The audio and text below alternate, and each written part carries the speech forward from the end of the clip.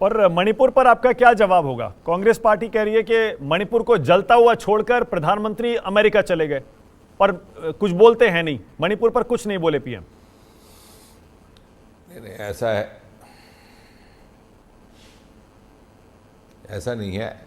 देखिए, पहली बात तो यह है कि ये दो विषयों को जोड़ना ही अनुचित है।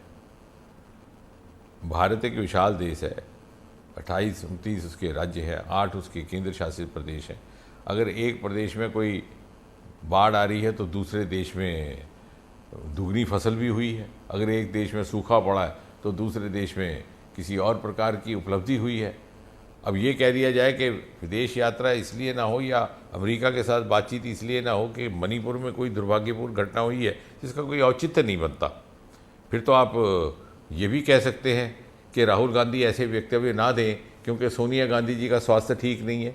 तो क्या उनको अपने माताजी के स्वास्थ्य की चिंता नहीं है?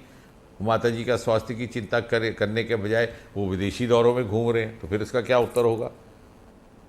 तो मुझे लगता है इसकी तरह की अनुचित टिप्पणियां करना न केवल एक हल्केपन का एहसास है, लेकिन बल्कि अपनी भी एहसास कमतरी का परिचय है। ओके, जितेंद्र सिंह जी, प्रधानमंत्री मोदी का ये अमेरिका दौरा पिछले प्रधानमंत्रियों के अमेरिकी दौरों से और मोदी जी के ही पिछले अमेरिकी दौरों से कितना अलग है? इस बार कहा जा रहा है राजकीय दौरा है और बहुत ही खास है। आपके हिसाब से क्या क्या उम्मीद की जाए इस दौरे से? क्या निकलेगा, हिंदुस्तान को क्या मिलेगा? हाँ, और 2014 से लेकर के अभी तक मोदी जी के जितने दौरे हुए श्रृंखलाबद्ध तरीके से, उससे परस्पर ग्राफ ऊपर गया। और आज हम इस स्थिति में हैं जो शायद आज से 10 साल पहले नहीं थी कि हम बराबर की सतह से बात करते हैं, आंख से आंख मिला करके, फ्रॉम एन इक्वल प्लेटफॉर्म। पुराने ज़माने में अमेरिका को बहुत बड़ा जाइंट समझा जाता था और वो भी बहुत ज़्यादा संजीदगी से हिंदुस्तान को नहीं देखते थे, लेकिन हिंदुस्तान की मजबूरी थी कि ये बड़े गुट थे, एक सोवियत यूनियन था, एक यूनाइटेड स्टेट्स था। आज ऐसा नहीं है। आज अमेरिका को भी हिंदुस्तान की उतनी ही ज़रूरत है जितनी शायद हिंदुस्तान को हो, या शायद ना भी हो। हम उनके लिए ज़्यादा ज़रूरतमंद एक कौम बन चुके हैं। We are a very important destination to engage with, हर तरह से, डिप्लोमेटिकली भी, ट्रेड वाइज भी, इन्वेस्टमेंट वाइज भी। और ये फ़र्क आया है इन 9 वर्षों में मोदी जी के कार्यकाल में। क्या इसमें आप मानते हैं कि प्रधानमंत्री जो अलग अलग राष्ट्राध्यक्षों से अपनी एक निजी एक इक्वेशन, पर्सनल रेपो बना लेते हैं, उससे भी फायदा होता है क्या जितेंद्र सिंह जी? 2 देशों के रिश्ते उस इक्वेशन से भी बेहतर होते हैं क्या?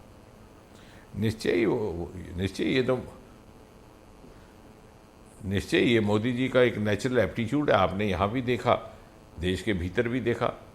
कोई बच्चा आता है तो उससे किस तरह से उनकी इक्वेशन बन जाती है, बुजुर्ग आता है किससे बन जाती है। उनमें एक ये गुण भी है और एक एप्टीट्यूड भी है, इतनी समझ भी है, इतनी गहरी सोच भी है।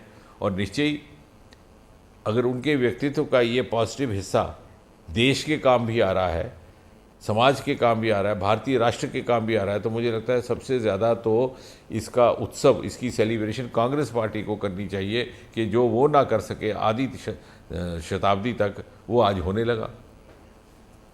जितेंद्र सिंह जी, कांग्रेस पार्टी तो बल्कि जब प्रधानमंत्री यूएस में है, पटना में परसों 23 तारीख को विपक्ष की बड़ी बैठक कर रही है। वो कह रही है इस बार विपक्ष को एकजुट कर लेंगे, 450 सीटों पर बीजेपी के एक उम्मीदवार के खिलाफ विपक्ष का एक उम्मीदवार उतारेंगे और 24 में हरा देंगे। आपका क्या जवाब है इस पर?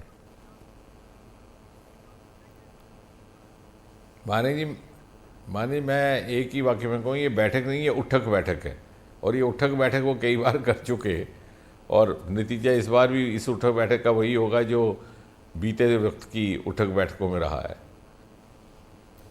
ओके, बहुत धन्यवाद। जितेंद्र सिंह जी प्रधानमंत्री कार्यालय में मंत्री हैं, 2014 से ही लगातार पीएमओ संभाल रहे हैं और भी कई मंत्रालय हैं इनके पास, जैसा मैंने पहले कहा। कह रहे हैं विपक्ष उठक बैठक करता रहे। देखते हैं 23 तारीख की बैठक से, विपक्ष की बैठक से क्या निकलता है। फिलहाल छोटा सा ब्रेक ले रहा हूं। बहुत धन्यवाद, thank you Jitendra Singh ji.